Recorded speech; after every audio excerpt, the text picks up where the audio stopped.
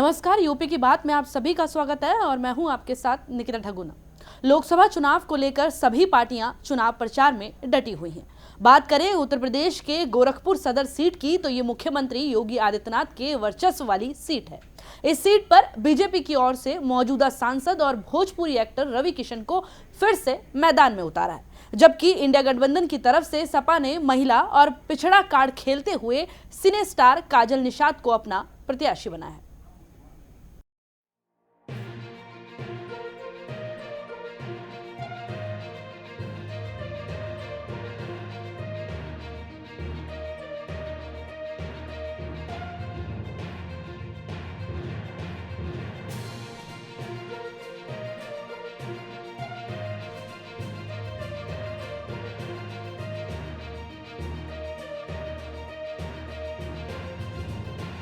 ढाई दशक से ज्यादा समय से समाजवादी पार्टी और गोरखपुर सदर लोकसभा सीट के लिए निषाद प्रत्याशियों पर ही दांव लगाते आ रही है, लेकिन जीत का स्वाद एक बार ही चखने को मिला। 1998 के चुनाव में जमुना निषाद के प्रत्याशी बनाए जाने के बाद से अभी तक निषाद बिरादरी पर पार्टी का भरोसा कायम है। इस बीच 7 बार चुनाव हुए, जिनमें पार्टी ने 6 बार निषाद प्रत्याशी को मौका दिया। सिर्फ 2009 का एकमात्र ऐसा चुनाव रहा जब सपा ने गैर निषाद बिरादरी के मनोज तिवारी पर भरोसा जताया था। काजल निषाद के राजनीतिक सफर की बात करें तो वर्ष 2012 के विधानसभा चुनाव में कांग्रेस के टिकट पर विधानसभा का चुनाव लड़ा, तो 2022 में सपा के ही टिकट पर कैंपियरगंज विधानसभा से चुनाव लड़ चुकी हैं। पार्टी ने उन्हें पिछले साल हुए नगर निकाय के चुनाव में महापौर पद का भी प्रत्याशी बनाया था, मगर उन्हें वहां भी हार का सामना करना पड़ा। एक बार फिर से समाजवादी पार्टी ने काजल निषाद को गोरखपुर की लोकसभा सीट पर अपना प्रत्याशी बनाया है और चुनाव जीतने के लिए गठबंधन के साथ सपा नेता लगातार चुनाव मैदान में डटे हुए हैं।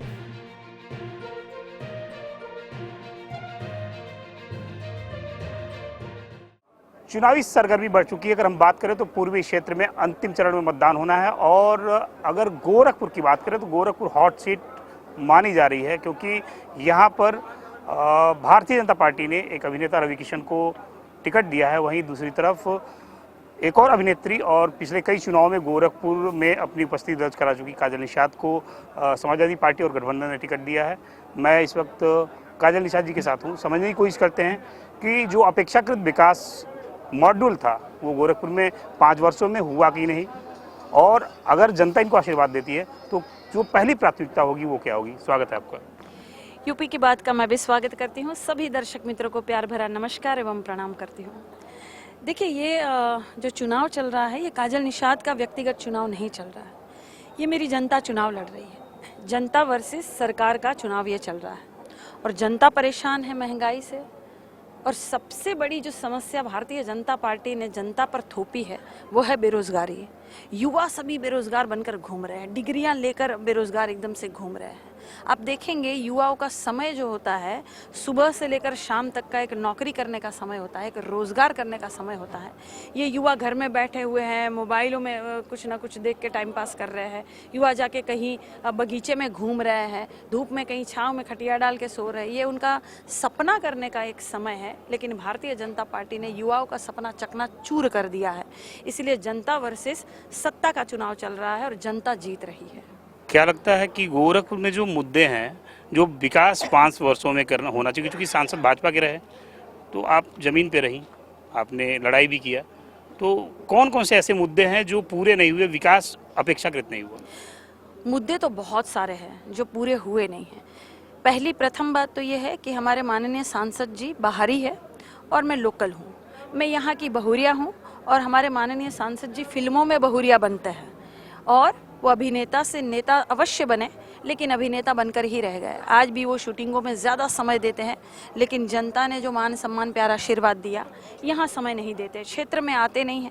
मैं महिलाओं के बीच में जाती हूँ, डोर टू डोर चलती हूँ, मोहल्ले में, गली में, नुक्कड़ों में जाकर, देहातों में मैं जाती हूँ। वहाँ पर भी मैं पूछने का काम करती हूँ महिलाओं से कि क्या आपने माननीय सांसद जी को देखा है, तो वह कहती हैं कि नाय बहनी नाय देख ले हैं, टीवी में नाचत कूदत देख ले हैं। तो ऐसे सांसद जी होने चाहिए।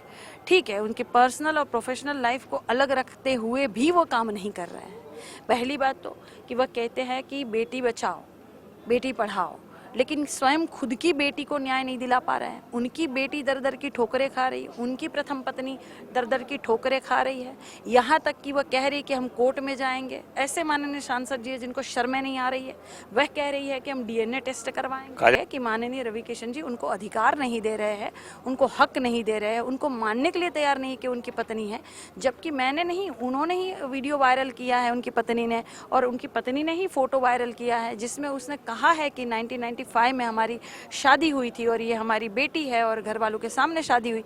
अब ये कबूल करने के लिए तैयार नहीं है। तो ऐसे सांसद जी को हमारी महिलाएं और भी अन्य जो समाज के लोग हैं क्यों चुनेंगे? महिला कैसे अपने आप को सुरक्षित मानेगी ऐसे सांसद जी के बीच में?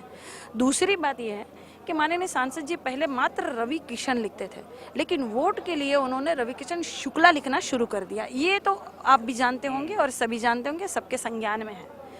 शुक्ला लिखने के बाद उनको ये लगा कि हम ब्राह्मण समाज के एक नेता बन जाएंगे, लेकिन हमारे गोरखपुर में एक तिवारी हाता है, तिवारी जो परिवार है, हाता परिवार है, उनका बहुत सम्मान के साथ ब्राह्मण परिवार में और सभी अन्य समाज में नाम लिया जाता है। उस परिवार पर, तिवारी हाता पर छापा पड़वाने का काम करते हैं। कैसे ब्राह्मण नेता है? और माननीय योगी जी को ऐसे ही ब्राह्मण नेता चाहिए क्या, जो जेब में पड़े रहते हैं, जो चूं चा नहीं करते हैं? गोरखपुर में ऐसे भी सम्मानित ब्राह्मण समाज के लोग हैं जो भारतीय जनता पार्टी में होते हुए भी सबके हक और अधिकार की बातें करते हैं, जो लड़ाकू है, जो लड़ सकते हैं। लेकिन नहीं, बाहरी जो एक नेता को ले आए हैं जो जौनपुर के रहने वाले हैं। और मैं तो यहाँ की हूँ, गोरखपुर की हूँ, भगुआ पार की बहू हूँ, और मुझे भरपूर सम्मान, प्यार, आशीर्वाद मेरी जनता का प्राप्त हो रहा है। जनता अगर आपके विचारों पे मोहर लगाती है तो आपके कलम से जो पहला प्रस्ताव होगा गोरखपुर के विकास के लिए वो क्या होगा? देखिए, मैं समाज सेवी हूँ और मैं समाज सेवा करने आई हूँ। मुझे समाज सेवा ही आता है और कोई दूसरा काम आता नहीं। मैं 5 साल यहाँ समाज सेवी बनकर ही रहूँगी। जो भी जनता की समस्या होगी उसका समाधान करूँगी। अभी मैं कुछ भी नहीं हूँ, किसी गांव की प्रधान नहीं हूँ और कोई BDC नहीं हूँ। उसके बावजूद मैं जनता की इतनी लड़ाई लड़ती हूँ। गुलेरिया थाने पर 5 किसान भाइयों को पकड़ लिया गया था, मैं वहाँ ऐसो के हड़का के उनको छुड़ा के ले आई। कुछ भी नहीं हूँ, फिर भी दमदारी से लड़ती हूँ। तो जनता जब मेरी सांसद बना देगी तो कितने दमदारी से लड़ूंगी। खोराबार के 600 घर टूट रहे थे, जहाँ बुलडोजर पहुँच गया था बाबा जी का, 2-3 घर टूट भी गए थे। वहाँ जाके उन महिलाओं के साथ मैंने लड़ाई लड़ी, बुलडोजर वापस भेजा, फोर्स वापस भेजी, अधिकारियों को वापस भेजा। आज 600 घर बच गए। जब कुछ भी नहीं हूँ, एक गांव की प्रधान नहीं हूँ, तभी इतने दमदारी से लड़ती हूँ। तो सांसद बन जाऊंगी तो कितना दमदारी से लड़ूंगी। जब मेरा चालान काटा था, और आम आदमी का चालान काटते हैं सभी लोग, जो ट्रैफिक पुलिस है, तो दरोगा जी एकदम से जा रहे थे बिना हेलमेट लगाए, तो यातायात का नियम का उल्लंघन वो कर रहे थे, तो मैंने भी उनका चालान कटवा दिया। बिल्कुल। तो जब मैं कुछ नहीं हूँ तो मैं नियम कानून समझाते हुए जब इतने अच्छे से लड़ाई लड़ती हूँ, तो जब कुछ बन जाऊंगी तो कितने दमदारी से लड़ूंगी। थोड़ा सा जातिगत समीकरण की बात करते हैं। संजय निषाद निरंतर सरकार में बने हुए हैं, दावा कर रहे हैं सारे निषाद वोटर एक साथ हैं, BJP को वोट कर रहे हैं, काजल निषाद हैं, कैसे देखती हैं? नहीं, संजय निषाद जी, जो माननीय संजय निषाद जी, वो दावा कर रहे हैं कि सारे निषाद एकजुट हो गए हैं और सभी काजल निषाद को समर्थन दे रहे हैं, क्योंकि वो हमारे ससुर जी है और वे हमें आशीर्वाद दे रहे हैं। और वो सही कह रहे हैं। परम आदरणीय निषाद समाज के सभी लोग एकजुट हो गए हैं और परम आदरणीय सर्व समाज के लोग सभी एकजुट होकर गठबंधन की जो सरकार है और साइकिल वाला चिन्ह है उस पर 1 तारीख को बटन दबाने वाले हैं। सीट योगी की रही है, योगी आदित्यनाथ इस समय प्रदेश के मुखिया हैं। ऐसी स्थिति में क्या कुछ मुश्किल भी लग रहा है क्या? देखिए, ऐसा है कि मैं रोज़ न्यूज़पेपर पढ़ती हूँ और वहाँ पे मैं पढ़ती हूँ कि गोरखपुर में 8 साल की बच्ची का बलात्कार हो गया, 6 साल की बच्ची का अपहरण हो गया, कहीं चक्कू चल रहे हैं, कहीं जो है शादी ब्याह में गोलियां चल जा रही है, कहीं ज़मीन के खातिर जो है वो गोलियां चल रही है। ये सारी घटना, सारी खबर गोरखपुर की बता रही हूँ, पूरे उत्तर प्रदेश की छोड़ दीजिए। तो इसीलिए गोरखपुर की जनता परेशान है, प्रताड़ित है। तो जो वो कहते थे कि हम अपराधियों को मिट्टी में मिलाने का काम करेंगे, कहाँ मिला रहे हैं मिट्टी में? जनता समझ गई अच्छी तरह से कि संविधान खत्म हो रहा है, लोकतंत्र खत्म हो रहा है। गोरखपुर सदर लोकसभा क्षेत्र में करीब 21 लाख वोटर हैं। खासकर ग्रामीण, पिपराइच और कैपियरगंज में एक बड़ी आबादी निषाद बिरादरी की है। इस सीट पर मुस्लिम और यादव वोट भी खास असर डालते हैं। चिल्लूपार से 2022 के चुनाव में सपा प्रत्याशी रहे पूर्व विधायक विनय शंकर तिवारी के और उनके परिवार के जरिए ब्राह्मणों का भी बड़ा वोट बैंक अपनी तरफ खींचने में कामयाब होगा। मेरे साथ बस इतना ही। आप देखते रहिए यूपी के बाद।